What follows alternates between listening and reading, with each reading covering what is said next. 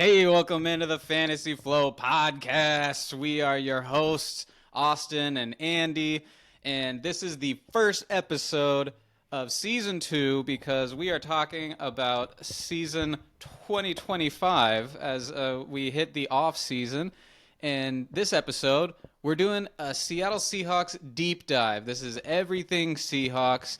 Hopefully you're a Seahawks fan. If not, you might still find this entertaining. We're going to break down the team position by position. We're going to talk about the NFC West as a whole, what that looks like.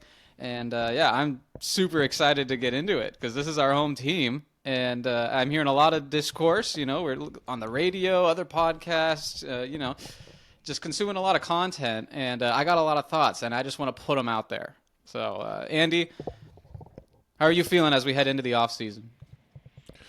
I'm feeling good. It's crazy that the combine is just about a month away or so. And I mean, it seems like a long off season, but doing this and like you said, listening to content definitely makes the months go by a lot easier. Well, yeah, and we get free agency before the draft. So there's so much that's going on. And we have a couple weeks right now where it's kind of the calm before the storm. And I'm just really excited to take advantage of that and make some content.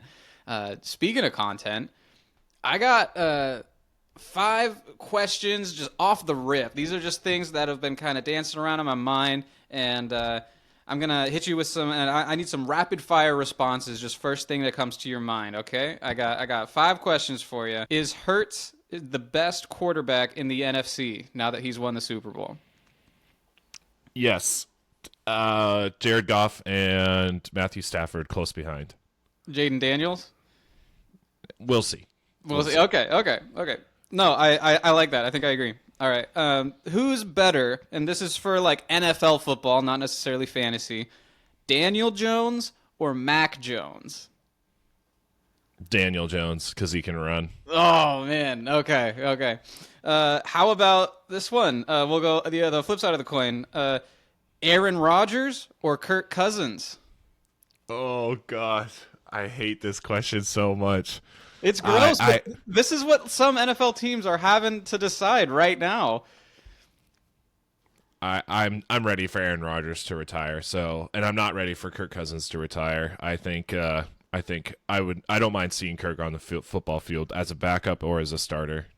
All right. I respect that. We're gonna move off of NFL and we're gonna talk about fantasy real quick.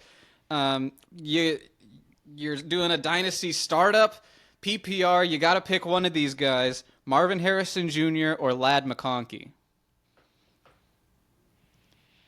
I think Marvin Harrison Jr. I think Kyler's a little bit better, but than Justin Herbert.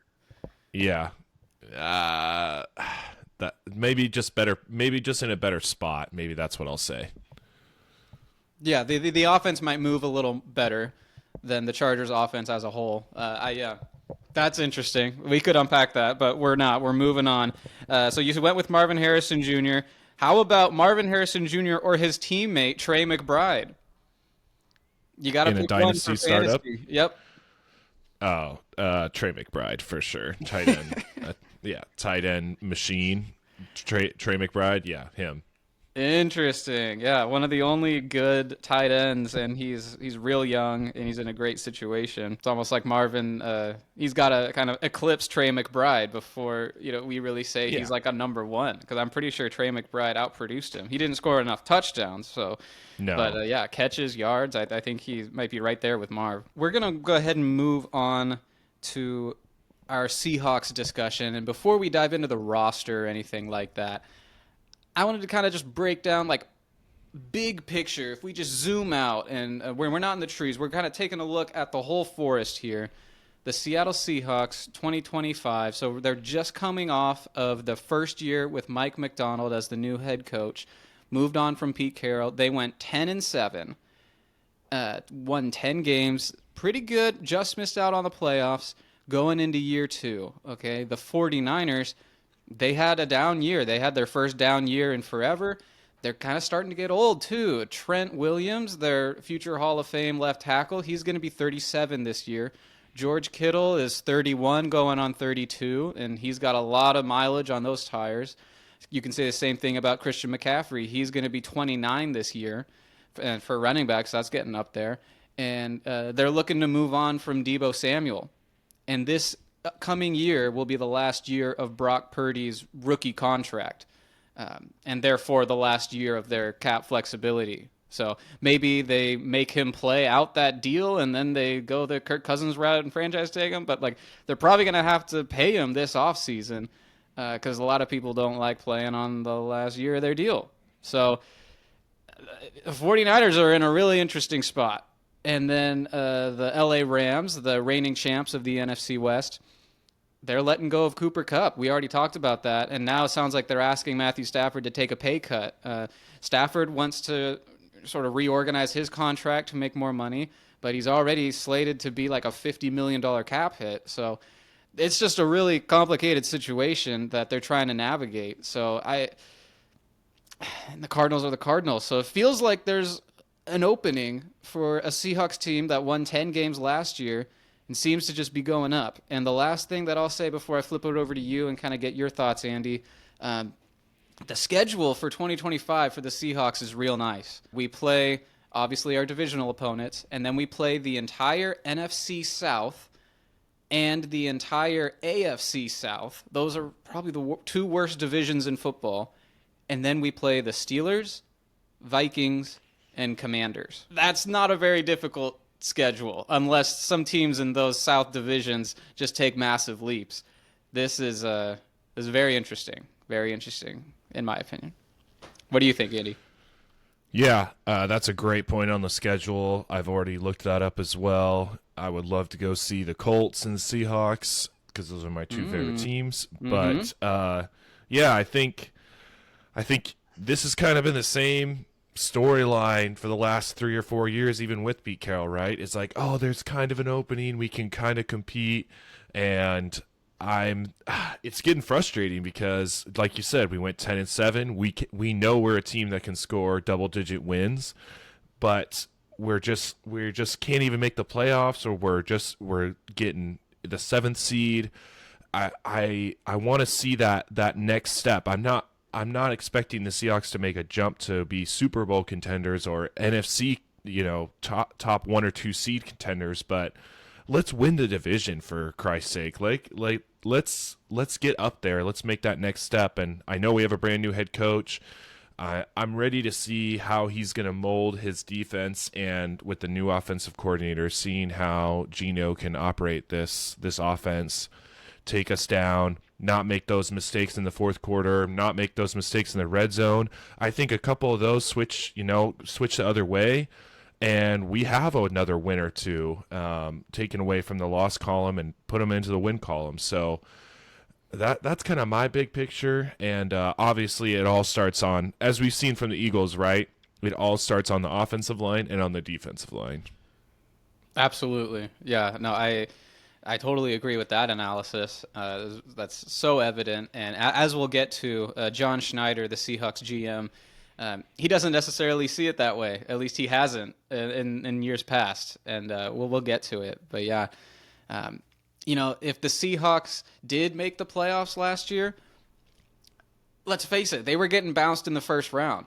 So it's like, I love where we're at. I think we're on the rise as a team. But like, do we have the guys to actually be a contender?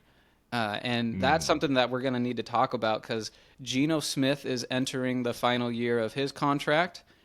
DK Metcalf is entering the final year of his contract. And Tyler Lockett is entering the final year of his. So those three offensive players that have been kind of pillars of this team for the last 3 years, in the wide receivers case is way longer than that, kind of an inflection point. The Seahawks have to make a big decision when it comes to all three of those guys. Do we cut them? Do we keep them? Do we trade them? Do we extend them? Man, Andy, I think we just there's nothing left to do but just dive into it. What do you think? Can we Sure. just jump into our positional breakdown of the roster And yeah, we can just save all of our analysis when we get to those positions. All right, so here we go. If you're watching on YouTube, we have a visual for you. We're actually going to sort all of the position groups on kind of like a pain ranking scale. Like when you go to the doctor and they ask you how much it hurts. You know, you got a happy face, you got like kind of a medium face, you got a frowny face, and we're going to kind of use that to determine which areas of the roster are strong, which areas are needs going into free agency and the draft. And I think we just got to start at the quarterback position, Andy. How do you feel about Geno Smith? How do you feel about the Seahawks quarterback situation with him going into the final year of his deal? What do you think the Seahawks should do? And what would you do? I wouldn't re-sign Geno. I'd let him play out his last year. Who knows how much longer do we want to ride out this Geno roller coaster as a franchise? Maybe another year after this, maybe. I mean, I feel like we kind of said that last year. So no, let's play out his last year. Let's let him earn it. Let's let him prove himself. Why push ourselves into this hole or into this certain direction with this quarterback? Because it is the most important position on the football field. We are, like you said, we are just on the cusp of playoff contention. So that means unless we trade the farm to move up, we are not going to draft a top tier quarterback. So I think the move is to not re-sign him and look towards the draft, look in the later rounds. We've had success with that in the past, like kind of do like a project quarterback, something like that in the draft, and ride out Geno this year, see what happens. It's so tough because, yeah, I know there's a lot of people out there who think, well, if you don't have a top 5 quarterback in the league, you can't really win a Super Bowl. And I tend to just push back on that. I tend to think that Geno is good enough, and I think that we just have major issues on the offensive line. And I think Geno can play at like NFC Championship contending level. Like I think we can get there with him, but just not with the O-line that we have. You know, maybe if we had like a Jaden Daniels who's just like young and spry and scrambling around, and he can kind of make do with whatever O-line, that'd be nice. But like those guys don't grow on trees, right? And in order to get a high enough pick, we would need to suck so bad, and we would need to get lucky to get to the very top of the draft in a year where there happens to be those elite kind of quarterbacks. So I think improving upon Geno Smith at the quarterback position is a lot easier said than done. There was a stat that I came across. I can't quote it exactly, but it was something like Jalen Hurts is the first quarterback not named Mahomes to win the Super Bowl who was drafted in like the last 10 years. So it's like if people out there are like, Geno Smith can't win a Super Bowl. It's like, okay, well, Josh Allen hasn't won a Super Bowl. Like Lamar hasn't won a Super Bowl. Joe Burrow hasn't won a Super Bowl. It's like maybe it's a team sport, you know? Like I don't know. I'd feel myself defending Geno a lot. And yeah, just breaking down that stat, it's like Tom Brady, right? He was drafted 20 years ago. He won a bunch of Super Bowls. Mahomes has won a bunch of Super Bowls. And then the other quarterbacks who kind of snuck in there and won one, we're talking about Matthew Stafford, who was drafted forever ago. And then Russell Wilson got one, and Nick Foles got one. Those guys were both drafted like 10 years ago. And longer. It's got to be longer than that. It might have been 12. So when you think about Super Bowl winning quarterbacks, what does it take? What do you need? What's like the benchmark you need to clear to like become a contender? I don't know that really exists because it's just all these veterans or Mahomes until this year with Jalen Hurts, and we saw just a dominant offensive line. So, right. Yeah, that's my point. Is let's keep Geno where he's at. I'm okay with him. Let's keep him on this contract. Let's let him play out this year, and let's spend that money elsewhere. That's where I'm going. Yeah, and let's talk about free agency and the draft when it comes to quarterback. I hear a lot of people talking about not the top two guys, but maybe is there another quarterback that the Seahawks should spend, I don't know, a second round pick, a third or fourth round pick on, like a guy to develop behind Geno? What are your thoughts on that? Yeah, that's exactly where I would hope. As a fan, that's where I'm hoping the Seahawks go in the draft this year, is exactly that. A project quarterback, somebody that needs to learn, be on the bench, be on the sideline, and learn from an experienced guy like Geno. I don't see what's wrong with that. I'm tired of going out and getting signing these backup quarterbacks that are just on 1-year deals or 2-year deals that when we do need them, they're just trash, and then we get rid of them and try to find a new replacement. Like, no, let's try to build within, per se. Let's try to grow with it from within. I think that's kind of what they are trying to accomplish with Sam Howell. I think a lot of people forget that we have Sam Howell. He's still on his rookie contract, and he showed some promise at the beginning of his career, and then he made a lot of mistakes, and hopefully he's learned from those. But the idea of having a young, somewhat promising quarterback on a rookie contract who can develop behind Geno, it's like, well, they're kind of already doing that with Sam Howell. But I understand he came in for like a game and he looked terrible, and that might be enough for some Seahawks fans to write him off. Yeah, that's where you're at? Yeah. Oh, yeah. All right. So it sounds like, looking at this graphic here, we're probably leaving the quarterback in like the middle section, maybe, some pain, some discomfort, but we're not too upset about it. Let's talk about running backs. Yeah. I'm going to spearhead this conversation just because I've been pretty vocal to you over the phone about Kenneth Walker and how his ability to stay on the football field is one of the most frustrating things, I think, ever since we drafted the guy.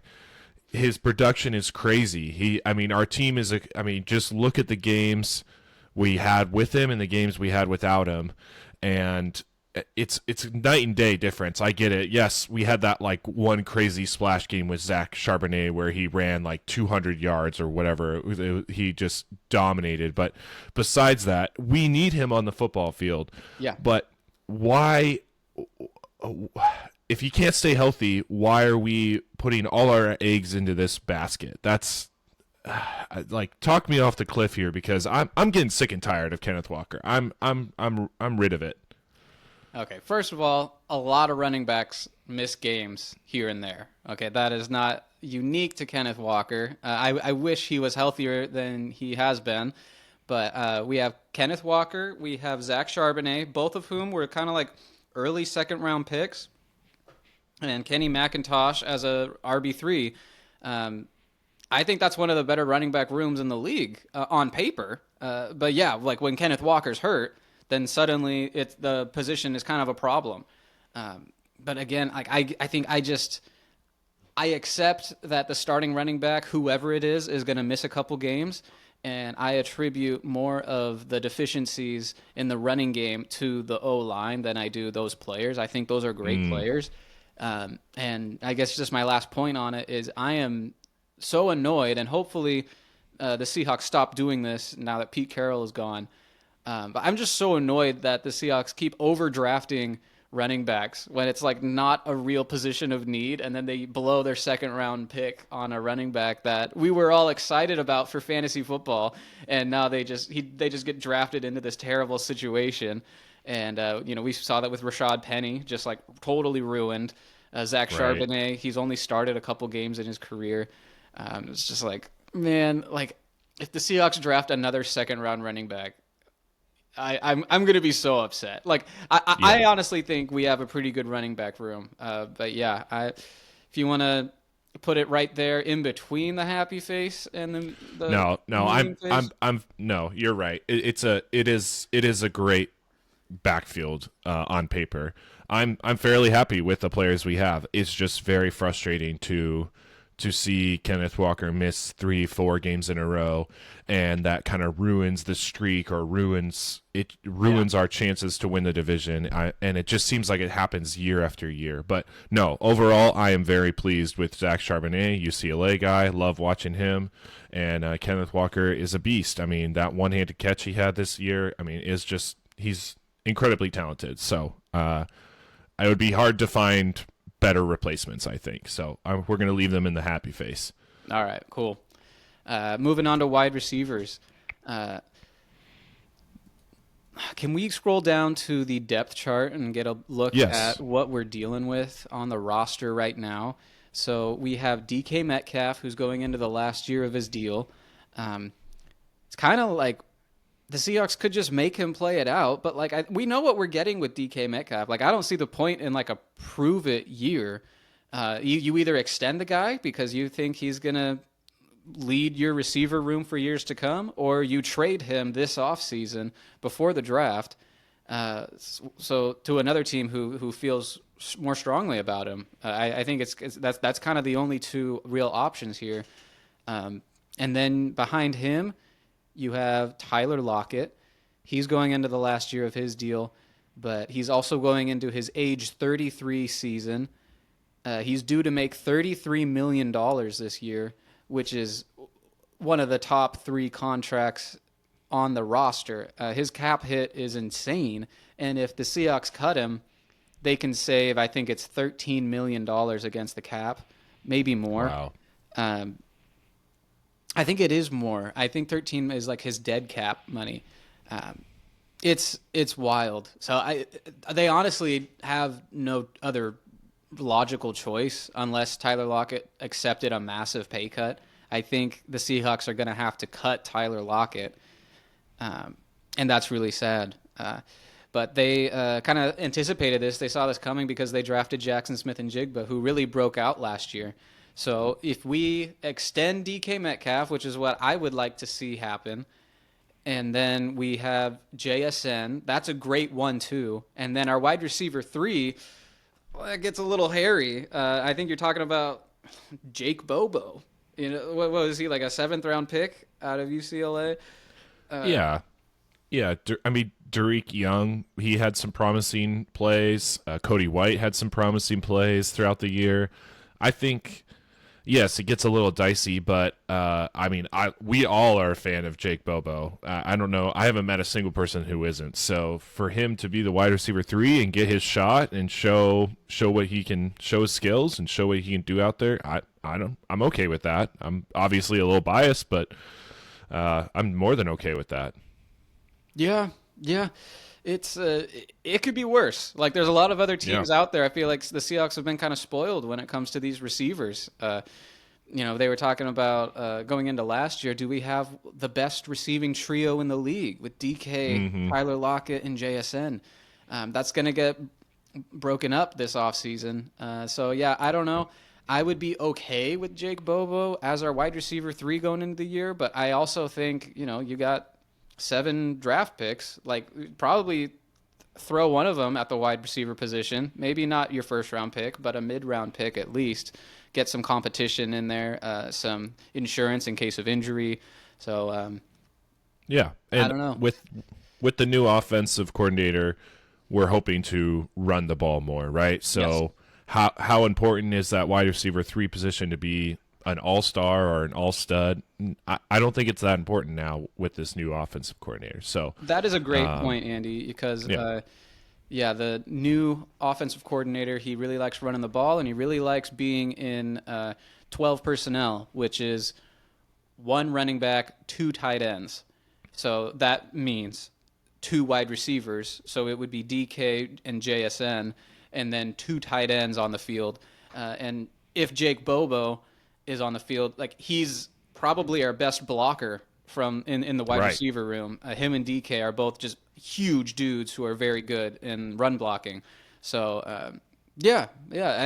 I feel even better about it after we're talking here. So I think it's just not really that big of a need. I think the team has a lot more bigger needs, and especially if we extend DK, then I think Seahawks are going to be set. Yeah, I think this wide receiver is in the happy face area. I think that completely changes off to the left if we trade DK Metcalf. Oh yeah, no, Yeah, that would be nuts. yeah. Yeah, I Okay. think the only way that the Seahawks do that is if they're like blowing it up. If they Yeah. move on from Or they Geno, and then it's like, okay, fine, might as well move on from DK. Last point for the salary cap, we would save a ton of money in salary cap, which the Seahawks are in a bad spot when it comes to the salary cap. I think they're like yeah. third worst in the league. And that's behind two absolute disasters of franchises, the Saints and the Browns. And then the Seahawks are like third worst, which is crazy. But they have a plan. There's lots of leverage they can pull. Cutting Tyler Lockett is where it starts. And then if you extend DK Metcalf, that actually helps your salary cap too, even though you're pulling out your checkbook, because you're putting more money into future years, not this year. So Right. that would actually help the salary cap for 2025 if you extended him. All right, let's move on to tight ends. Seahawks starting tight end, Noah Fant. And then the backup tight end, A.J. Barner. He was a rookie last year. He's going into year 2. And then behind him, Pharaoh Brown. He's an unrestricted free agent. Every name that you're seeing, if you're watching on YouTube, every name that you're seeing in green is basically like pretend like they're not there. Like they are free agents. They're not on the roster right now. So we really just have those two tight ends. And Noah Fant has been kind of talked about as a sneaky cut candidate too, because we can save a lot of money. There's hardly any dead cap. We can save a lot of money if we just cut him. I don't know if that's going to happen. Like Tyler Lockett seems like a for sure thing that he's getting cut. Not the case with Noah Fant, although you could make the argument. How do you feel about Noah Fant and A.J. Barner in the tight end room? I think the tight end room is perfectly set the way it is right now. I would hate to lose Noah Fant personally. I think he's really good. A route runner. I think he knows what to do when it comes to blocking and the run game. And we've seen AJ Barner just grow. It seemed like every game last season he just was getting better and better, and we were using him in different ways. Again, we have a new offensive coordinator, so that might change. But I'm a big fan of AJ Barner. And a really big fan of Noah Fant. There's a reason why he went in the first round, early first round. There's a reason. I don't know why Denver traded him. Like it was crazy to get him in that trade. In the Russell Wilson trade, right? Exactly. Does he deserve an extension? Does he deserve to get cut? I don't think. I think no on either of those. Let's do everything we can to try to keep him, run it back one more year, and go from there. Yeah. Okay, so we're in lockstep here. I thought I was going to have to convince you that this tight end room was all right, but no. Yeah, I wouldn't even go so far as to say I'm like big fan of either of them, but they're both very competent, and they're both going to be very important. I don't think we can afford to cut Noah Fant. Because, like I said, with that 12 personnel, both those guys are going to see the field a lot. And the free agent tight end class, you're looking at like Mike Gesicki or Juwan Johnson from the Saints. Say what you will about Noah Fant, but like those guys aren't upgrades over Noah Fant. Right. So it's like we can't really go out and do better than those guys unless we spent like a first-round pick on one of the top 2 tight ends in the draft, which I do not want to do. I think I'm moving it over here. Yeah, I think we're moving it to the happy section. Okay. I mean, I think so. The way you're talking about it. That's going to be a hot take, but yeah, I'm all about it. Yeah. We can go ahead and move the O line over to the happy face too. I mean, nothing really wrong with the O line. I think it's. This is where it starts to get spicy. I mean, we have both known how the offense. We're big fans of the offense, and plus or minus a couple of spots, but now it gets spicy. It does get spicy, and I kind of want to tee you up to talk about this O line with this stat that I went and collected. The Seattle Seahawks have spent 1 first-round pick and 0 second-round picks on offensive linemen in the last 7 drafts. So over the last 7 drafts, we spent 1 first-round pick. That was Charles Cross, our left tackle. and we did not spend any other first-round pick and no second-round pick on the offensive line for 7 years running. That's just a philosophy thing with our GM, John Schneider. He thinks that all of these fatties that are just getting in the way, they're just a bunch of overpaid, lazy, rotund gentlemen. Oh boy. And he likes getting them in like the mid rounds. He thinks that they're a little overrated. Yeah, let's take a look at that depth chart. Those watching on YouTube, we're looking at our lads' breakdown of the roster as it stands right now, and we can just go down one by one. Charles Cross, our left tackle, like I just said, drafted in the first round. Left guard, Christian Haynes is technically our starting left guard because Laken Tomlinson left in free agency. Christian Hayes, he was a third-round pick, he was a rookie last year, never saw the field, which is saying something because the starters were terrible, and he still did not show the coaching staff enough to give them the confidence to put him in. But on paper, he's our starting left guard right now, so that's a huge problem. At center, Oluwatimi, that's my best guess is how to say that. I think he was a fifth-round pick 2 years ago, and he actually did okay. I took a look at some PFF grades in preparation for this, and he was okay. He wasn't terrible. He was like league average when it comes to center. On a rookie contract, a cheap rookie contract, I think we could do a lot worse, but could be room for improvement there, certainly. Right guard, Anthony Bradford. He's a fourth-round pick from a couple years ago. And then our right tackle, Abram Lucas, a third-round pick from a couple years ago. So all these guys are drafted by John Schneider. They're all homegrown. They're all young. And collectively, they make up one of the worst O-lines in the entire league. Andy, what do you think about this line? And what would you like to see the Seahawks work on this offseason? Well, this is I starred that when I went down my notes. I starred this group because this is our top priority in my opinion, as it always should be. But this year more than ever, I think. I think we need to try to break that curse that you said. Draft. I think we need to try to draft talent early in the first, second round.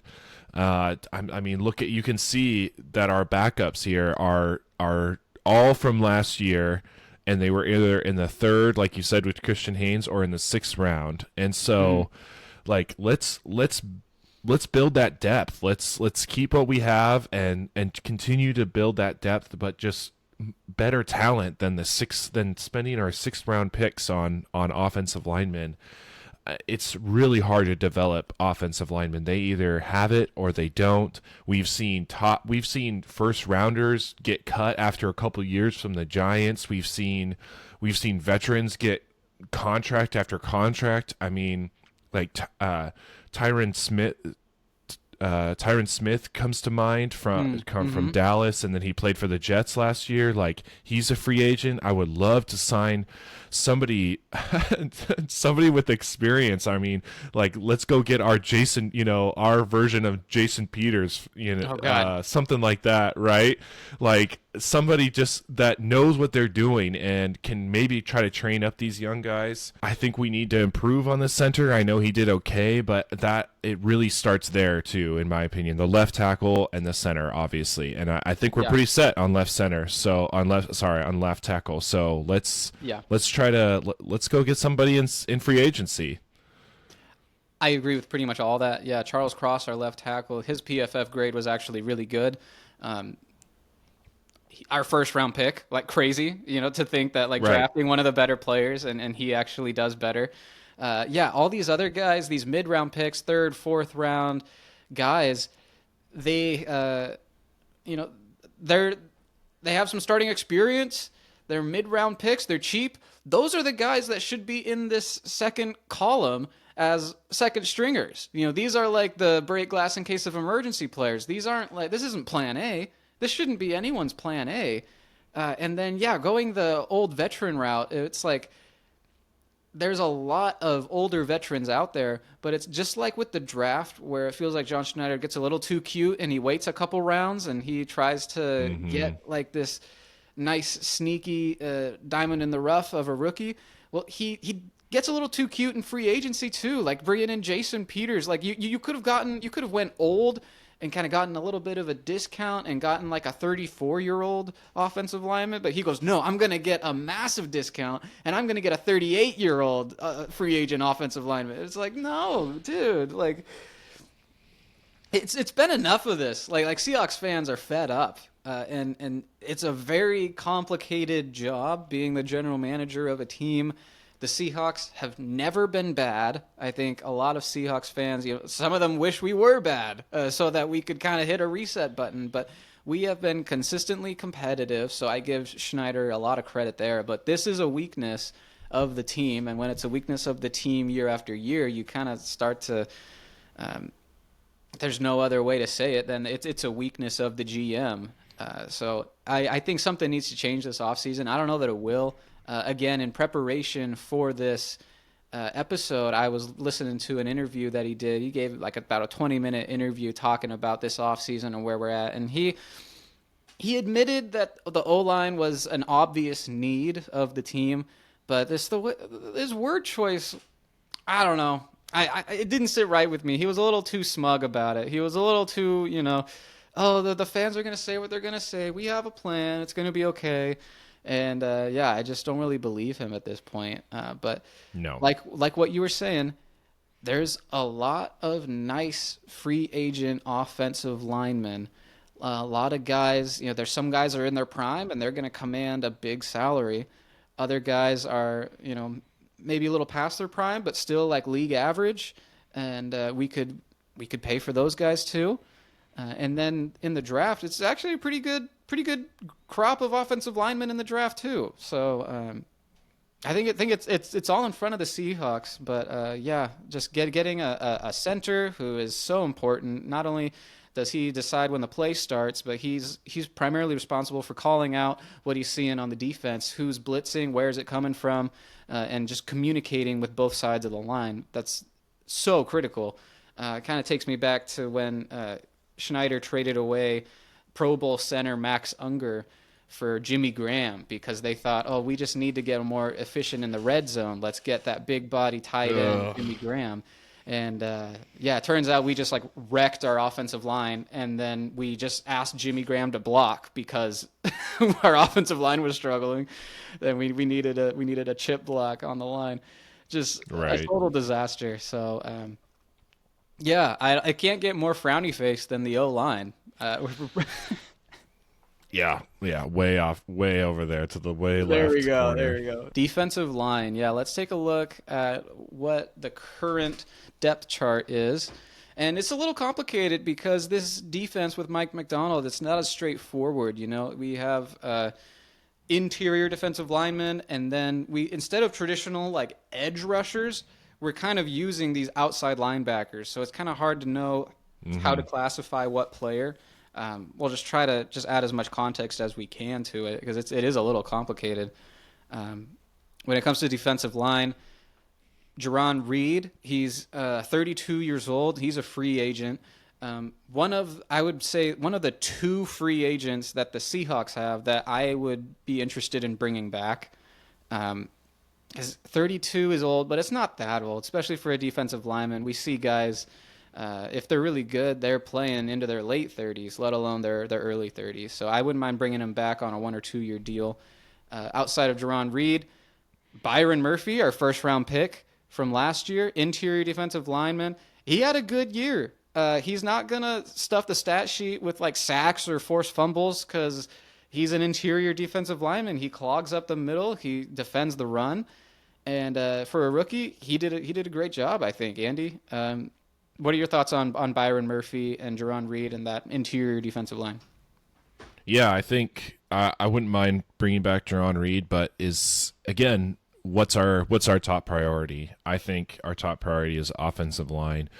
Yeah. Does it make more sense to keep Jerron Reed, be a great voice in the locker room, great voice in that group of the defensive line, or does it make more sense to let him go and give those snaps that he was getting to Byron Murphy? Because Byron Murphy wasn't seeing the field a whole lot. He has to compete with Leonard Williams. He had to compete with Jerron Reed last year.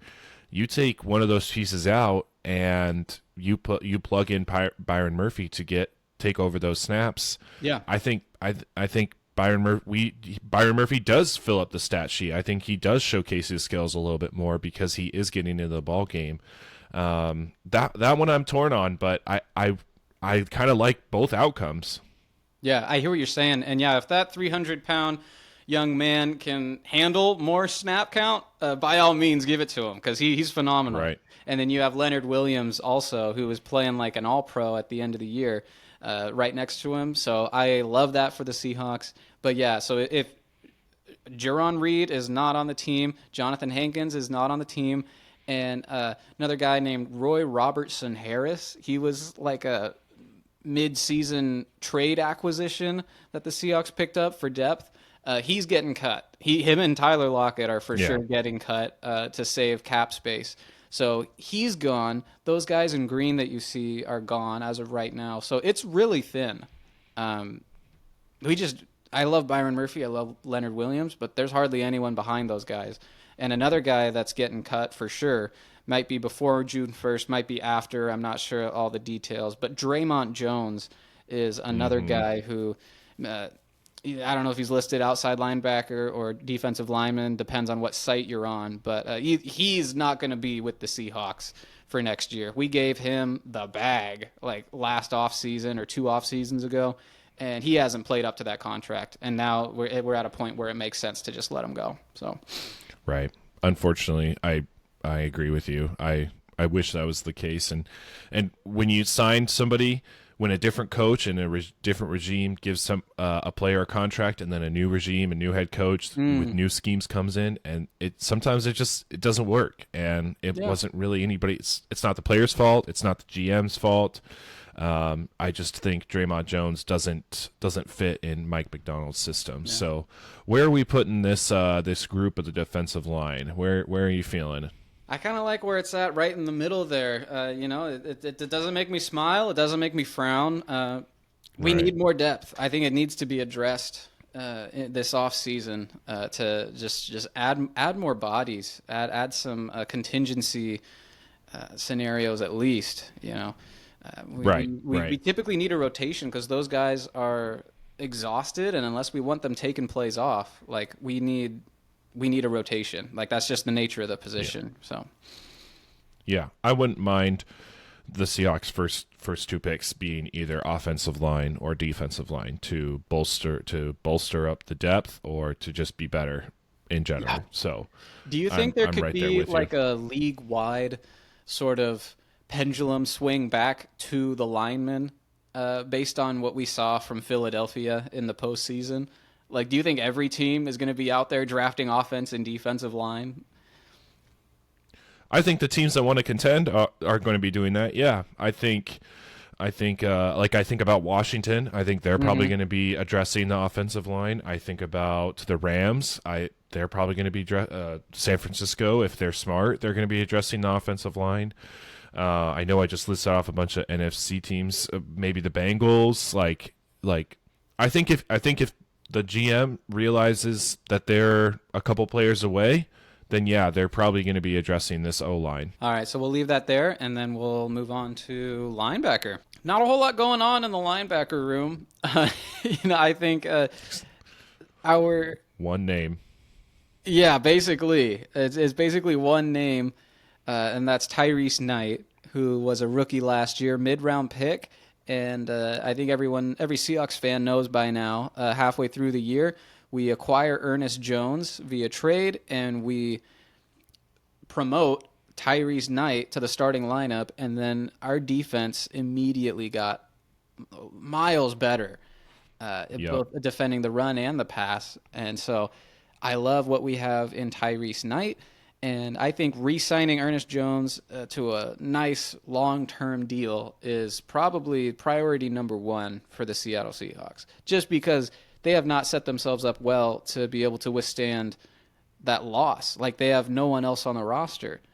Sure, there's other linebackers out there, but like we've seen Ernest Jones in this system, and he kicked ass. So Yeah, he thrived. The minute he got there, he started winning, helping us win games. So yeah, I think he's a must re-sign, in my opinion.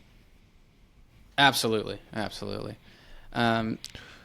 Do we want to loop in like those outside linebackers in this discussion too? Because Yeah, I think we should. I think Mafe, Boye Mafe, Nwosu.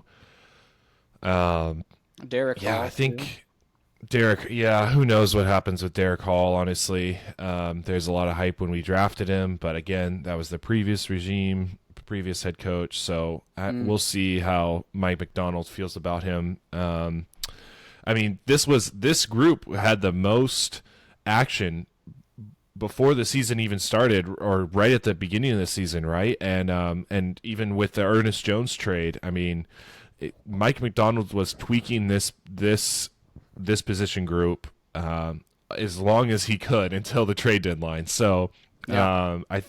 we'll see if he does that again. We'll see. Now that he has more time, more of an off season to dissect and place people in the right spots, and maybe go get somebody, maybe cut somebody, like you said, Draymond Jones. I know Mafe and Nwosu, those are going to be the big question marks contract wise coming up. Maybe not this year, but definitely next. And Yeah. I mean, they're great players, but we'll see how long they can stay on the field and what their production looks like. What do you think? Yeah. So some people are talking about Uchenna Nwosu as a cut candidate. We don't save a ton of money cutting him, but he just didn't do anything last year. He battled through a bunch of injuries. It was pretty hard to watch, but I don't know. What are your thoughts on when you think of the Seahawks pass rush? Because that's kind of Leonard Williams and Byron Murphy are involved a little bit, but when you think of the Seahawks pass rush, that really is Uchenna Nwosu, Boye Mafe, Derek Hall to a lesser extent. How do you feel about that position group? Is that an area of need to improve on if we want to contend? No, I don't think so. I think they're pretty good. Though I mean, we were like the sixth best pressure last year with our defensive line across the league. I thought we did pretty good. I know both those guys were in and out of the lineup because due to injury, and that's going to happen. But I think our system.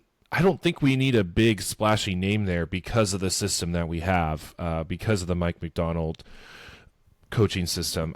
I don't really see that as like a big red circle that says fill in, 5-star player here. Yeah, I totally agree. I see a lot of mock drafts right now. The Seahawks taking some sort of flashy pass, edge rusher with the first round pick, and I kind of roll my eyes at that because like Mike McDonald's calling card is simulating pressure. It's confusing the offensive line to get like a free rusher over here, a nice one-on-one over there, and I think we have guys who are capable enough to take advantage of that.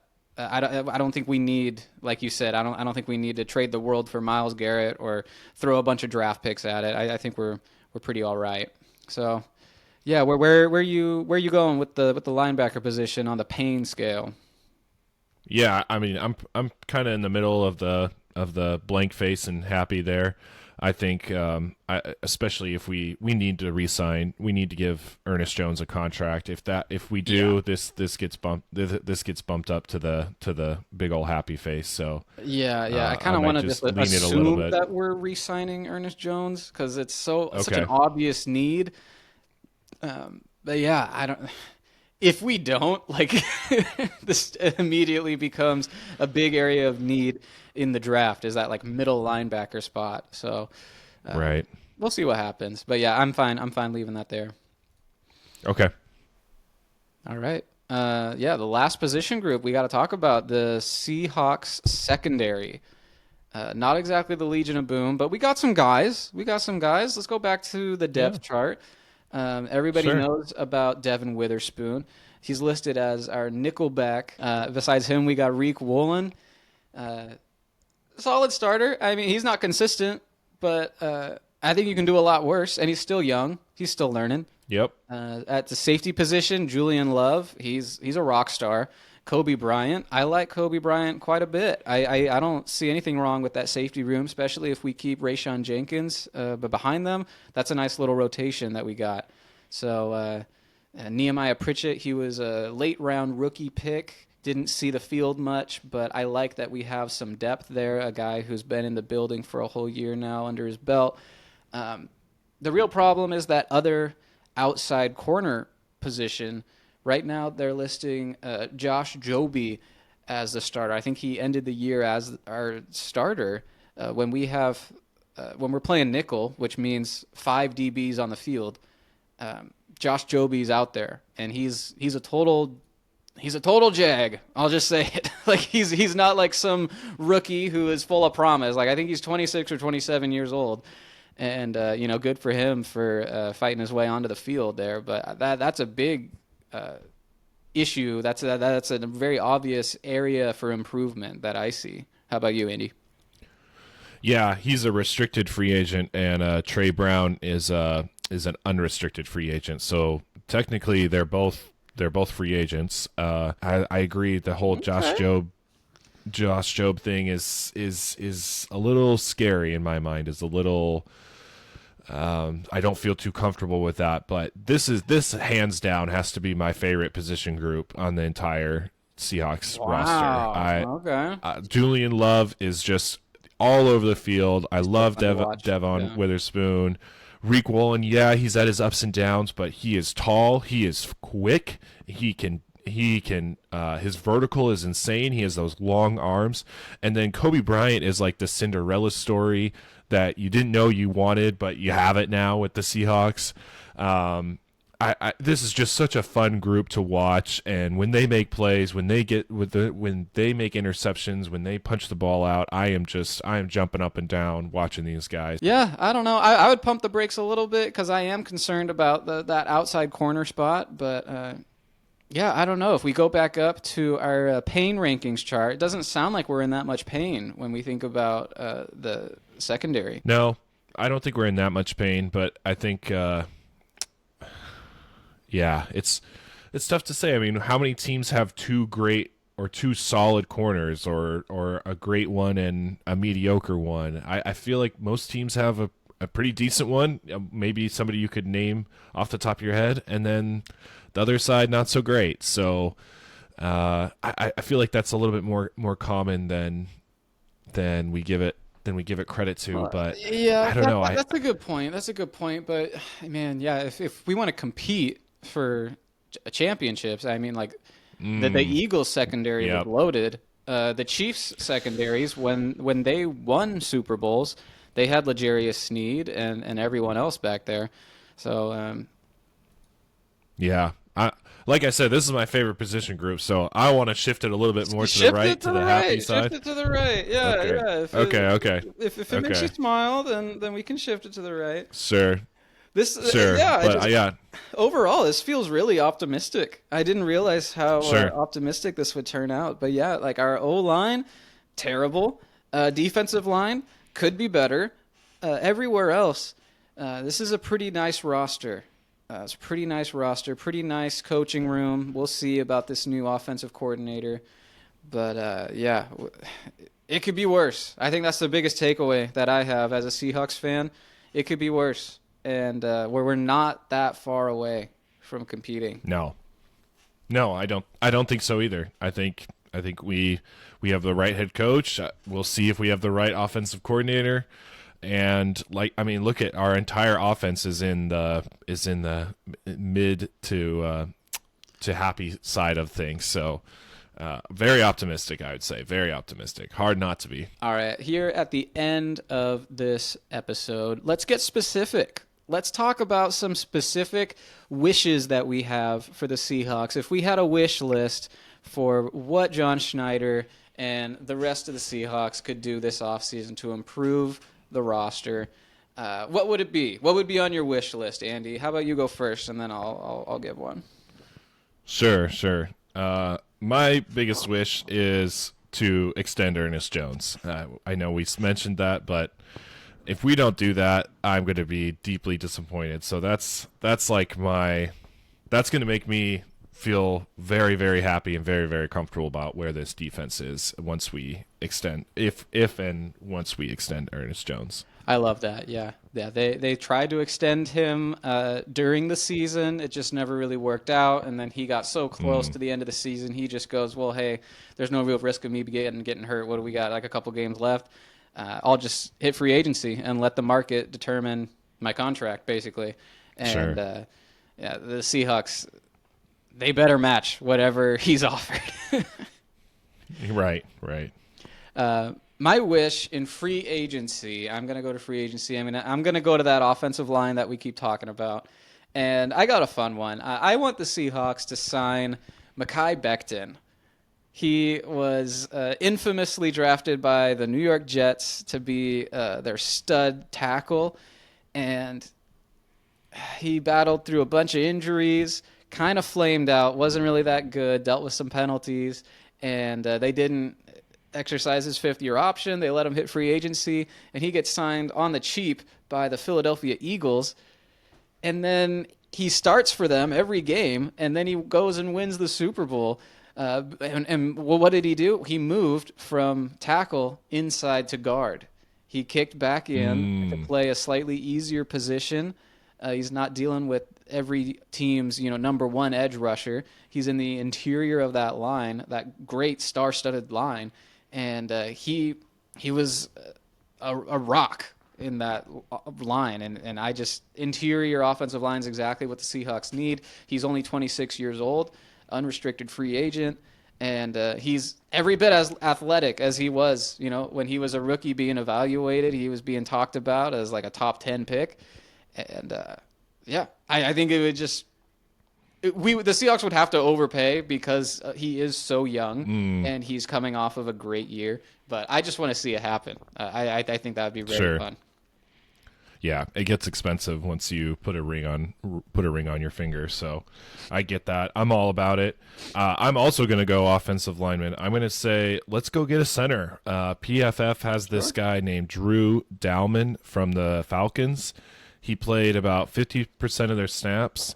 He's 27 years old. His contract is only about $1 million right now. Like, let's go get a young center, experienced, somebody that can just teach the line a little bit, just be that rock on our offensive line. He's and a free that's agent? not going to be, and he's an unrestricted free agent. Yep. I'm not familiar with his work. I'll need to go look it up. But yeah, that sounds great. It looks like him and this, I can't pronounce his last name, Ryan Newells for the Falcons. It looks like they split time. Maybe one of them got injured. I'm not quite sure. But their other center is a restricted free agent. This Drew Dalman is an unrestricted free agent. Like I said, I just would love them to make a move that's not crazy expensive, but that's not super cheap either, and just go get that rock at center. Gotcha. Yeah. I love that pick. I am going to go to the draft. I'm going to go to another position of need that we talked about. That's filling Tyler Lockett's shoes. And I am going to – this is kind of an early my guy here. I'm talking about University of Miami's Xavier Restrepo. He is the exact same height and weight as Tyler Lockett. He has that quickness that Tyler Lockett is infamous for. He's a great route runner, and that's really what stands out to me the most is when we look at our receiver room, DK Metcalf is not a great route runner. He does not have a whole route tree.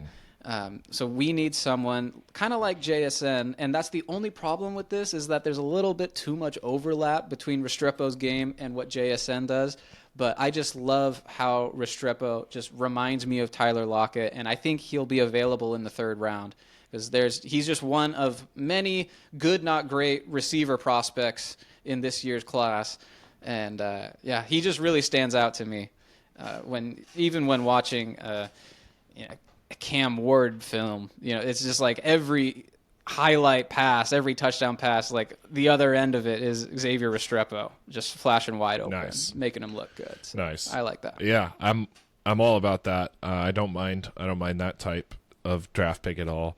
I don't have a quarterback in mind, but like I said earlier, that's the last thing on my wish list is let's draft a quarterback in the mid to early rounds, not 1, 2, or 3, but maybe 4 or 5.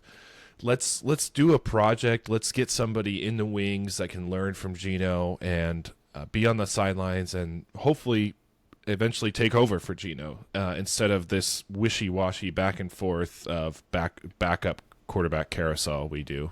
I like it. Yeah, and in the coming weeks on future episodes, we're gonna get into this rookie class. So I kind of like leaving that open-ended there because there are some quarterbacks. I've started to do some research. I don't know about you, but there are a couple that I've kind of circled as guys that no one's really talking about. They're not getting any first-round hype, but I see something in them, and nice. I'm excited to dive into that next week. I think our next episode we're going to talk more about this free agency class and especially like fantasy football implications. Because that's massive. You got a bunch of players shifting teams that changes other players' opportunities, and we're talking about how many targets did players have? Which team has the most vacated targets? We're gonna get nerdy. Right. We're gonna get into the weeds, and it's gonna be a great time. And then after that, we got to talk about rookies. So perfect. Looking forward to it. Thanks a ton for making it to the end of the episode. You're a real one. Don't forget to like and subscribe. That's a free, easy way to support the show, and it really helps us out. And leave us your comments down below if you're on YouTube, or send in your questions at thefantasyflowpodcast@gmail.com. Until next time.